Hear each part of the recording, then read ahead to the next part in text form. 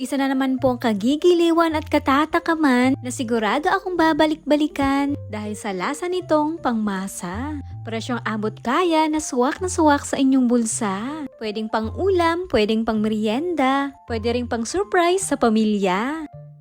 Ma'am, lagi po kayo nabili dito ng chicken? Masarap po. Yan, kasi kung bakit siya binabalik-balikan kasi nga masarap. That's why, yan isang supot yung binili ni Ma'am. Diba? Salamat po.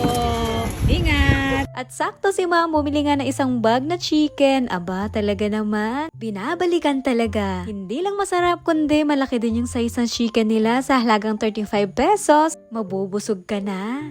Laging bagong luto na talaga naman isuserve sa inyo na mainit-init pa. Ito nga pala ay matatagpuan sa mismong bayan ng Dinalungan sa palengke. May tarpaulin na kung saan ito makikita nyo po yung Ate Chris, juicy and crispy fried chicken. Kaya naman taga Dinalungan habang namamasyal dito nga sa Pailaw, pwede nyo ito maging merienda. Ayun lang, salamat sa inyo. Bye!